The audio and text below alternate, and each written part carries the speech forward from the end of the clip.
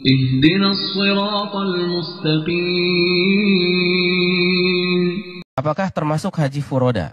Jika seseorang memiliki uang yang lebih, apakah haji furoda tetap tidak wajib? Sampai juga beritanya ke Majalengka ya. Masya Allah. Saya kira udah jauh dari rumah saya, ternyata ada juga di sini. Ya, akhi. Haji furoda itu Anda tidak bisa meyakini sampai H-1 sudah keluar visa atau belum. Stresnya tinggi itu. Kalau Anda punya jantungan, cepat matinya itu. Ya. 1. Itu namanya gharar. Dan gharar dilarang dalam Islam. Kemudian, ini kuota zalim. Karena aslinya, kuota furoda itu diberikan oleh kerajaan Saudi Arabia kepada kementerian, kepada para pejabat, kepada para emir-emir untuk memberikan fasilitas haji kepada kolega-koleganya, circle-nya di orang-orang Islam sedunia. Kementerian Pertahanan Saudi Arabia memberikan jatah 10 atau 15 kepada Kementerian Pertahanan Indonesia. Mungkin yang berangkat jenderal berpengaruh atau da'inya atau apanya terserah. Dan itu 0 rupiah. Biaya semuanya ke person. Ya. Sekarang ini kuota-kuota ini tidak dimanfaatkan semuanya. Itu yang dikumpulkan oleh para broker dan dijualkan ke Indonesia yang memang kondisi hajinya tidak bergerak. Fraudit. Parah. Hancur. Dan banyak pembelinya di sini. Gayung bersambut. Ya. Berarti ini kuota zalim apa tidak? Tidak ditempatkan pada tempatnya.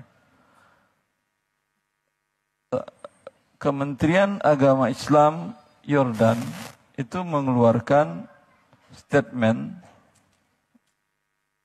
memberitahukan kepada rakyatnya dalam bahasa Arab agar warga negara Yordan berhati-hati haji menggunakan kuota mujamalah.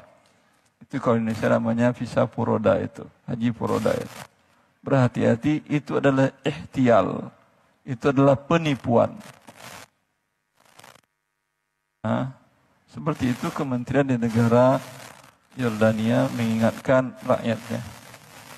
Di Indonesia seperti yang kita tahu dah. Tidak ada pemerintah yang akan mengingatkan. Tapi ketika tidak ada haji furoda, berangkat padahal sudah pada bayar dengan biaya yang sangat besar, baru pemerintah mengatakan berhati-hati. Dan selesai. Ya. Seperti itu akhirnya. Adapun haji secara umum, ini tentu semoga ke depannya Allah mudahkan menyelesaikan kusut, bisa diurai, karena tidak ada problematika melainkan bisa diselesaikan selagi bertakwa kepada Allah. Wa may yattaqillah yaj'al lahu makhraja. Orang yang bertakwa kepada Allah, niscaya Allah mudahkan, Allah berikan jalan keluarnya. Mudah bagi Allah Azza wa Jalla untuk menyelesaikan itu. Dengan syarat para pengelolanya sekarang diberikan ke BP, badan pengelola yang langsung ditunjuk presiden, bukan lagi di bawah kementerian. Dengan syarat mereka orang-orang yang bertakwa dan berniat baik untuk kaum muslimin di Indonesia, pasti Allah mudahkan solusinya. Wabillahi taufiq. Ya ikhwani wa akhwati fillah, beribadah kepada Allah Azza wa Jal tujuannya bukan menambah kesusahan hidup Anda. Allah hanya mengatakan, walillahi 'alan nasi hajjul baiti man istata'a ilaihi sabila. Jadi kewajiban manusia kepada Allah dan hak Allah di manusia seluruhnya yang mampu melakukan perjalanan. Anda yang tidak mendapatkan antrian atau dapat antrian tapi 50 tahun lagi, itu sama dengan tidak, maka tidak ada kewajiban. Bagi orang Indonesia, kondisi sekarang tidak ada wajib haji bagi mereka kalau mereka mau mendaftar sekarang.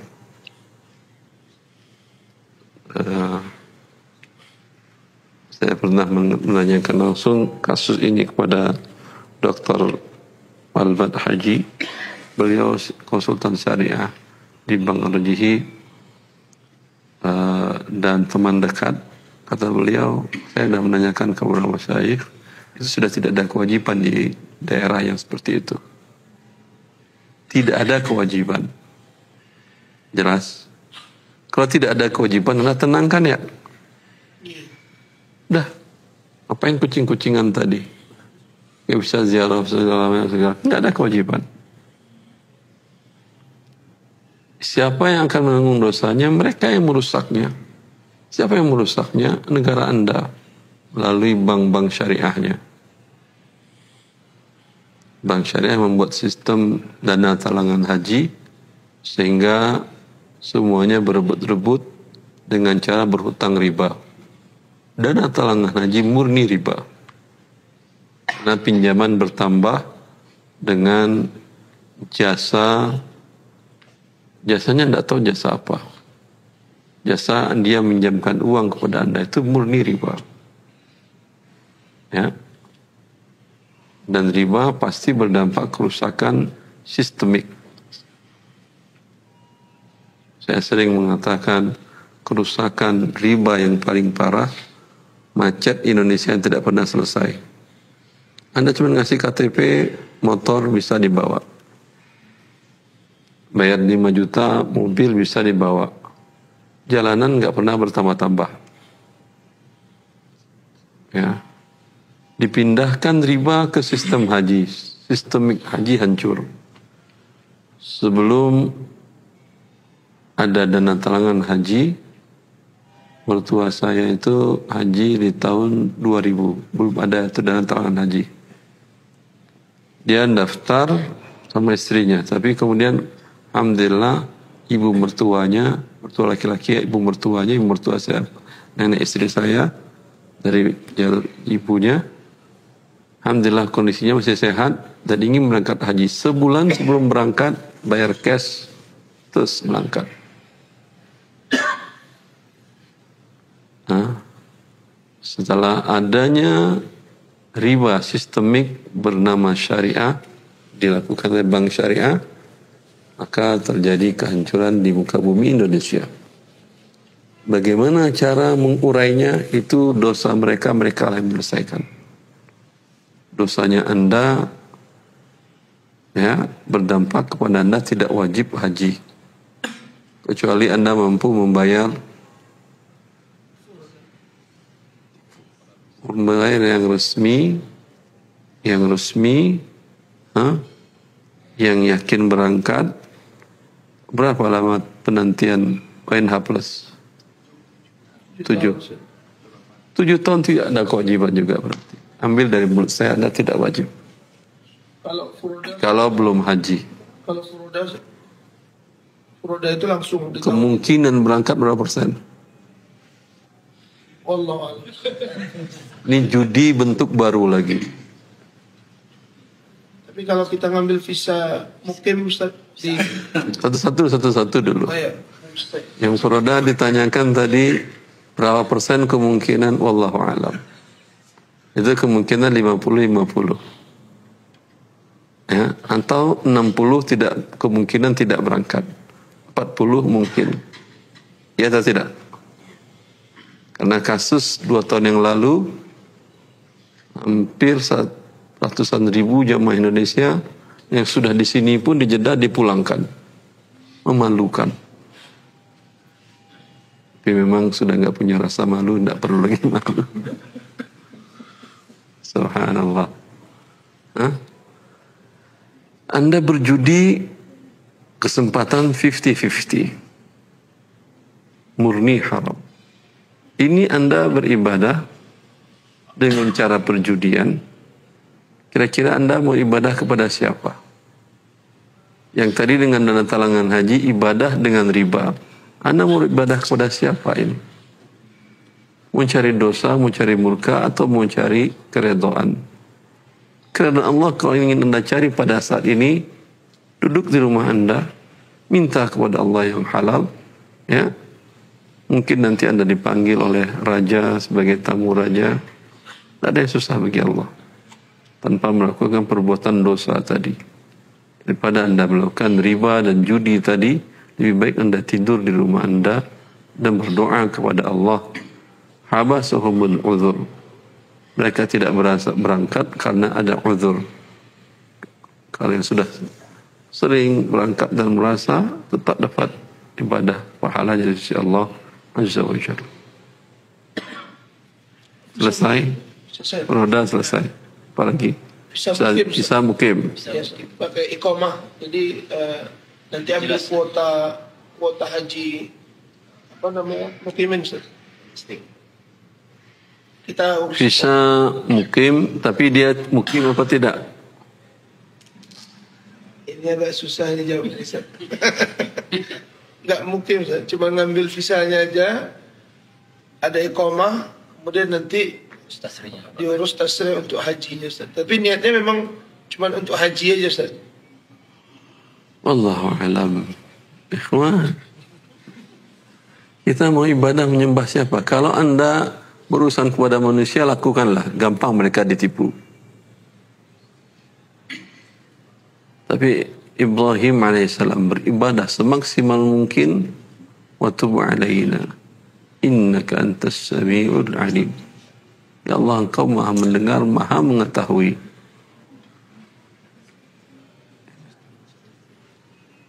Bukankah kita mengatakan, sebagian para menafsirkan, wa man yurid fihi bil hadin nuziquhu min adzabin alim. Siapa yang menginginkan berbuat dosa di tanah haram, 1000 kilometer sebelum datang sudah diberikan sanksinya oleh Allah Azza wa Jalla. Anda mau datang dengan menipu, khawatir masih di Indonesia Anda sudah diberikan sanksi azab siksaan oleh Allah Azza wa Jalla.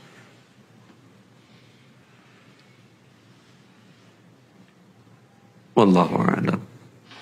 Nasihat kepada diri saya, teman-teman yang travel, ya, ini bagian nasihat kepada Anda semuanya, kebaikan Anda di dunia dan di akhirat. Tujuan Anda membantu kaum muslimin beribadah, bukan ikut dalam melakukan dosa. Mereka berdosa, Anda pun berdosa. Baik.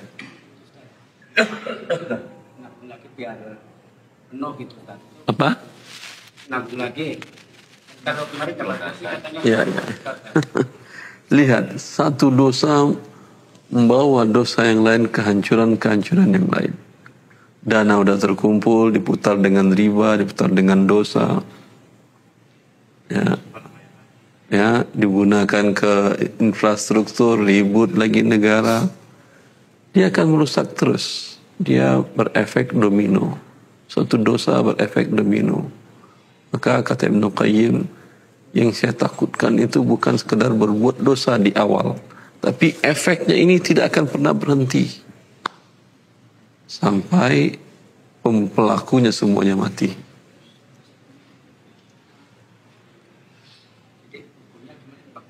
Jamaahnya yang daftar itu. Ya sudah daftar, semoga Allah ampuni. Kemudian pada waktunya ketika Anda tidak mampu, ya mau nabung silakan nabung, ya. Tapi jangan memberatkan diri Anda. Pada waktunya tidak ada tabungan, biasa saja. Tarik uang Anda dan semoga mereka diampuni dosanya oleh Allah SWT.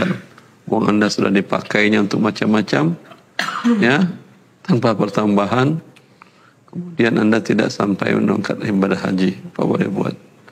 Tahun lalu tambahannya besar. Berapa persen jemaah yang tidak mampu? Sampai 20%? Sampaikan ya. Ya. Itu kan judi lagi. Orang kalau udah bayar ya dia berangkat.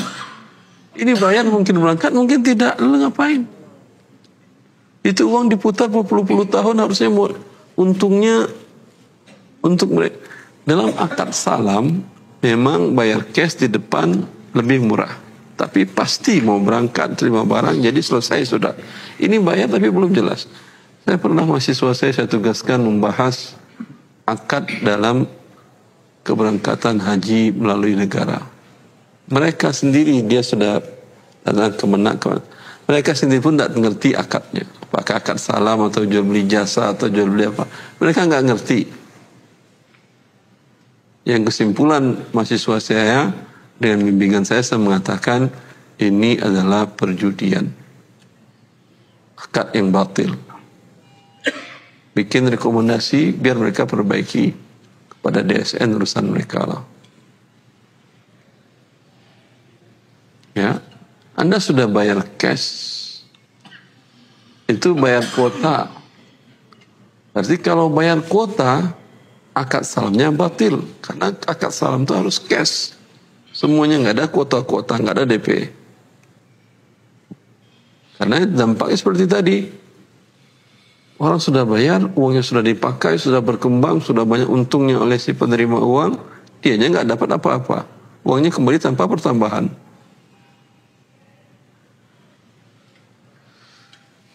Semoga Allah berikan Anda dan kita semuanya pemimpin yang takut kepadanya dan sayang kepada kaum muslimin. Baik. Tidak ada kewajiban haji, Ustaz. Yang belum daftar tidak ada.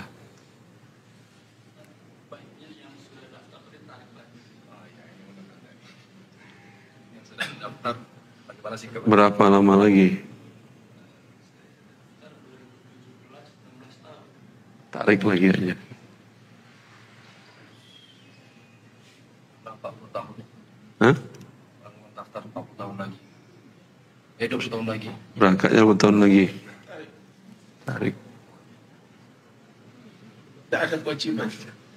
Cuman apakah dikembalikan uang Anda atau tidak? Masih ada uang apa enggak? Dia saya enggak tahu. Dibalikannya setelah 3 pekan, 4 pekan berjalan. Ya ada, mudah-mudahan. Mudah-mudahan ada uangnya masih. Berarti tidak ada jualan haji sekarang, Ustaz. Maksudnya karena tidak wajib, tidak boleh jual haji berarti, Ustaz. Ya enggak wajib. Apakah kalau enggak wajib enggak boleh jualan? Sampaikan aja bahwa akadnya seperti ini mengandung gharar dan Anda mungkin berangkat, mungkin tidak, kalau sudah bayar penuh. Ya, kalau dia mau juga ya urusan dia. Jualan umroh maksudnya. Hah? Jualan umroh aja ya, Pak. Umrah Ramadan itu yang paling aman. Pahalanya sama dengan haji bersama Nabi Sallallahu Alaihi Wasallam. Rasulullah di Haji Wada mendapatkan seorang wanita Ansar tidak bisa berangkat haji bersama Nabi SAW. Dia mengatakan bahwa hanya mempunyai 2 tunggangan unta, yang satu dipakai suaminya untuk haji bersama Rasulullah, yang satu kalau dibawa dia tidak bisa anak-anak yang tinggal bisa hidup, karena kebutuhan unta penting untuk mengangkat air dan banyak kepentingan. Lalu kata Rasulullah SAW kepada wanita ini, berumrahlah pada bulan Ramadan, fa innaha ta'dilu ajlan, ta'dilu hajjan ma'i. Berumrah dan di Ramadan, umrah di Ramadan sama dengan haji bersamaku. Pilih paket yang murah, yaitu tanggal 1 Ramadan. Paket paling murah. Bab haji itu bersama pemerintah. Kalau Anda membaca buku-buku akidah, nanti ada pembahasan wal jihadu wal hajju wal jum'ah ma'al imam. Jihad, haji, jumatan bersama pemerintah. Sehingga sepanjang pemerintah belum menutup, status kewajiban itu tidak hilang. Nah, berbeda kalau kemudian beliau memfatwakan statusnya tidak wajib. Nah, pertimbangan beliau memfatwakan statusnya tidak wajib, itu pertimbangannya karena akadnya batil. Maka ada rame-rame di medsos terkait perbedaan pendapat di antara Ustadz dalam memahami pernyataan Ustadz Dr. Irwandi. Pernyataan Dr. Ustadz Irwandi melahirkan perbedaan. Dan kalau kita pahami, beliau tidak hanya memfatwakan tidak wajib, tapi beliau memfatwakan lebih dari itu, batil. Makanya beliau minta tarik saja dananya. Saat ada yang tanya kan, saya sudah daftar sekian tahun, tarik dananya. Fatwa tidak wajib dengan fatwa menarik dana itu beda. Tidak wajib itu tidak sama dengan harus menarik dana. Misalnya, anggaplah tidak wajib turun jadi sunnah misalnya. Apakah perlu narik dana? Kalau tidak wajib turun jadi sunnah misalnya. Apakah perlu menarik dana? Tidak. Tapi beliau menyuruh narik dana bukan karena tidak wajib. Lebih dari itu, batil itu. Sehingga yang melakukan akad itu hajinya bermasalah. Nah, pertimbangan kenapa batil? Wallahu alam, suudzon saya. Banyak teman-teman yang kurang paham. Ada satu yang jarang disinggung, yaitu beliau menyebut itu batil karena akad IMFD. IMFD itu apa? Ada yang sudah nonton video beliau? Sudah nonton belum? Sudah nonton? Hah? Riba. IMFD itu talangan, bukan. Yang sudah nonton video beliau. Beliau menyinggung ini sebenarnya. Tapi kayaknya banyak yang nggak paham. Apa sih Pak? Sudah nonton Pak? Sudah? Nggak ingat? Nah, yang utama yang bikin kenapa akad haji di Indonesia disebut batil karena IMFD ini. Apa Pak IMFD itu? IMF itu apa? International Monetary Fund. IMFD, ijarah mausuf fi dhimma. Ijarah mausuf fi dhimma. Nah, akad haji di Indonesia itu akadnya ini, ijarah mausuf fi dhimma. Baik yang reguler maupun yang plus, termasuk juga yang furoda. Tapi dari tiga ini, yang paling jelas furoda.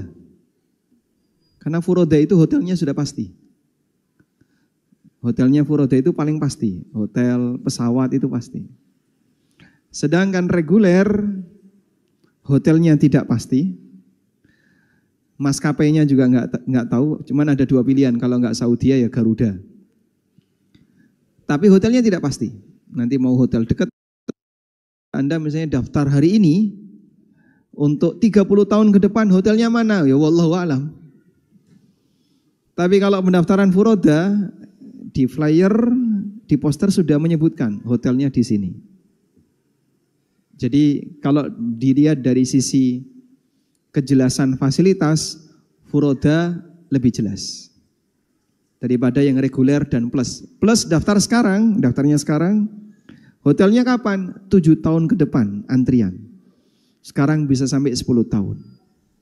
Dan gak ada kejelasan. Cuman DP saja $4.500. Baik.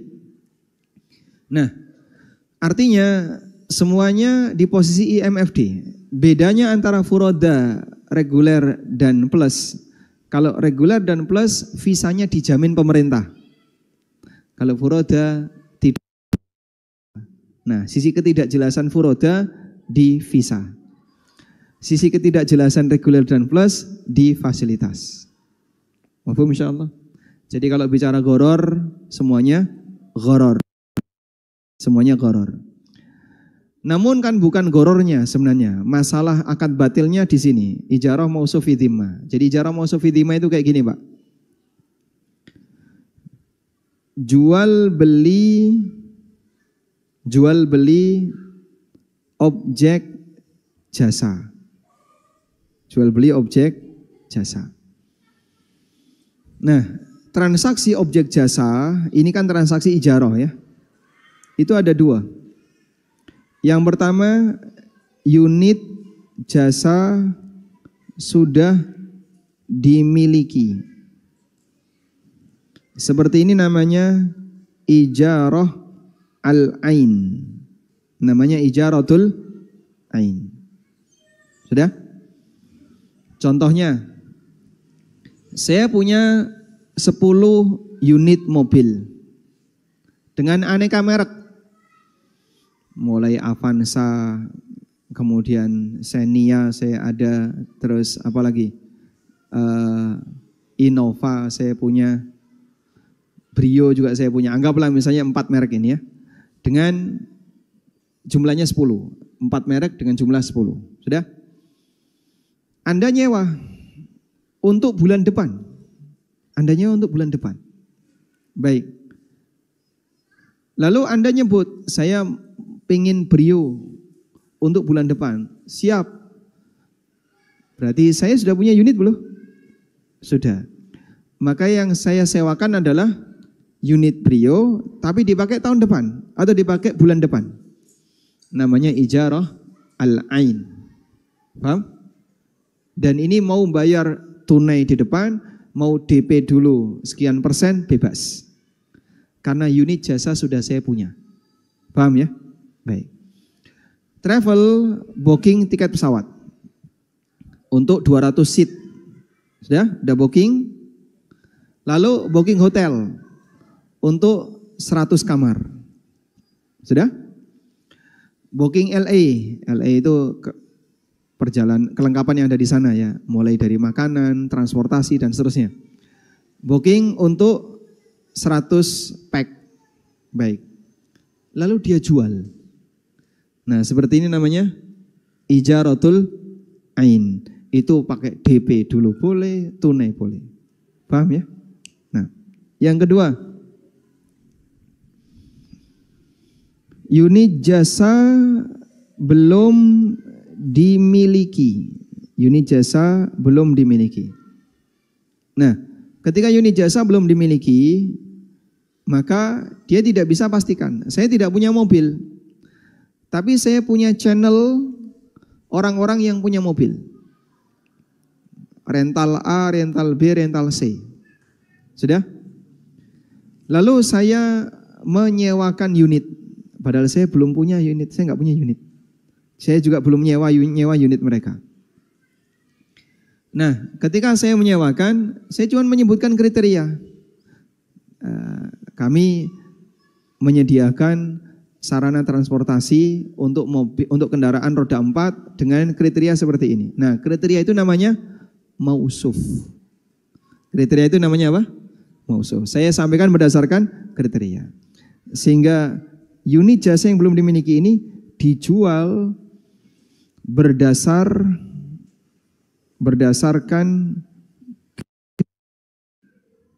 ini yang disebut dengan mausuf. Disifati. Mausuf artinya apa? Disifati. Travel belum booking pesawat, belum booking hotel dan seterusnya. Tapi dia menjual. Lalu ketika dia menjual, dia cuma sebutkan pesawat, disebutkan antara Garuda, Saudia, atau Qatar misalnya. Tentatif. Artinya tidak keluar dari 3 ini. Karena cuma mausuf. Hotel, misalnya Hotel Azka atau Setaraf. Dalam kurung Setaraf. Setaraf itu ya bintangnya sama. Misalnya sama-sama bintang 4. Atau sama-sama bintang 5. Perjalanan 9 hari. Kemudian apalagi fasilitas disebutkan.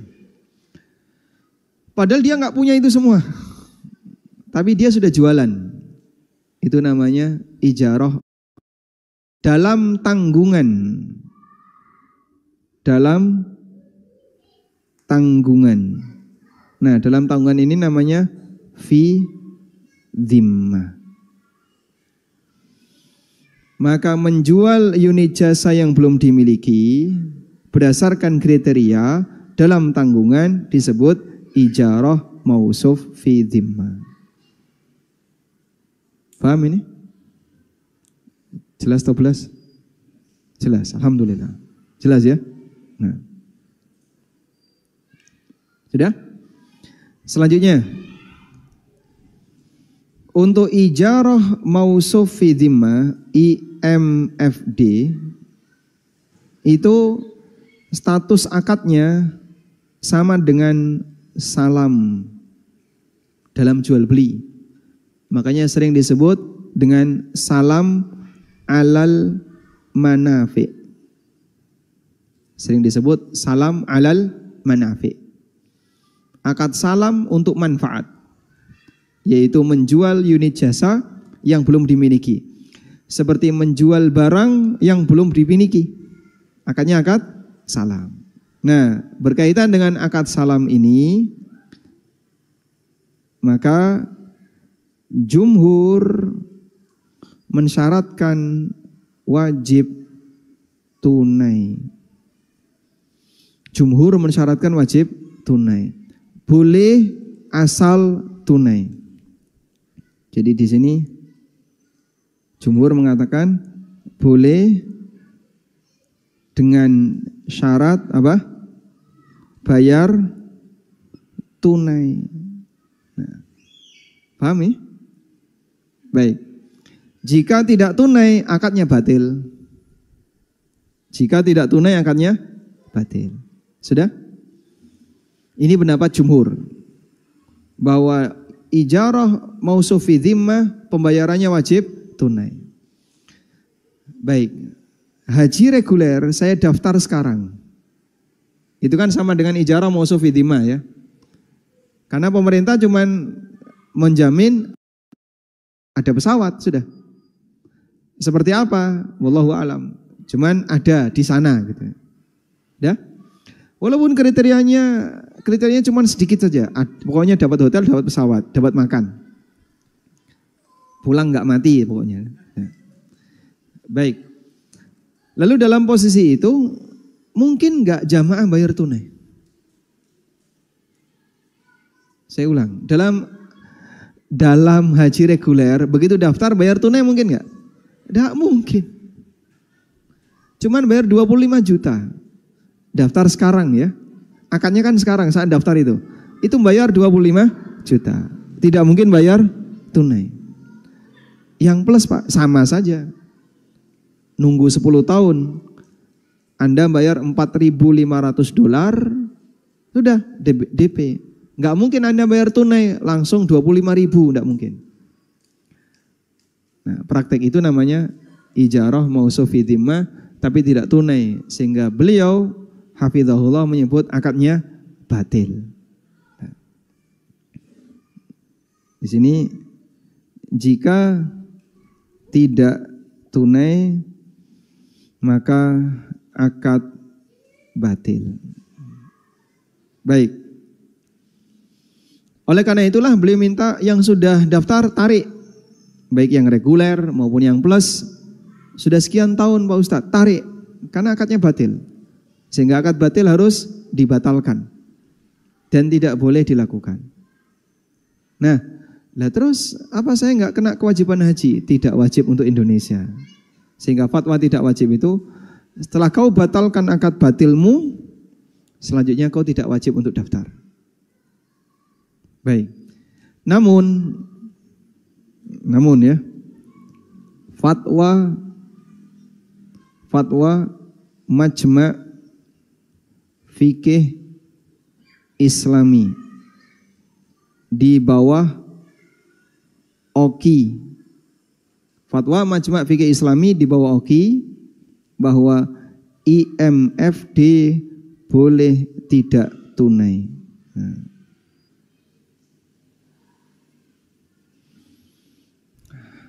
Majma' Fikih Islami, salah satu lembaga fikih internasional, itu kan ada dua. Ada Majma' Fikih Islami di bawah Rabithah Alam Islamiyah, dan ada Majma' Fikih Islami di bawah OKI. Nah, Majma' Fikih Islami di bawah OKI, dalam muktamar yang diselenggarakan di Riyadh pernah membahas tentang ijarah mausufi dhimmah untuk membicarakan tentang masalah sukuk, dan mereka menerbitkan satu qoror, satu keputusan bahwa ijarah mausufi dhimmah boleh tidak tunai. Terus gimana Pak kalau boleh tidak tunai? Ya berarti ada khilaf dalam masalah ini. Konsekuensinya akad haji reguler maupun plus yang tidak tunai statusnya bukan akad batil. Statusnya bukan akad batil, sehingga tidak perlu ditarik, boleh dipertahankan. Jika kita mau mengambil fatwa dari Majma' Fikih Islami. Wallahu a'lam, sehingga dalam hal ini kita bahas dari sisi latar belakang ilmiahnya bahwa saling menghormati antara satu dengan yang lain. Sehingga mohon untuk netizen jangan komentar dulu ya. Komentar orang yang nggak paham bikin kisro aja ya. Sehingga Anda pahami dari sisi latar belakang pendapat untuk bisa mendapatkan kesimpulan kira-kira mana dari dua pendapat ini yang lebih mendekati kebenaran. Wallahu a'lam.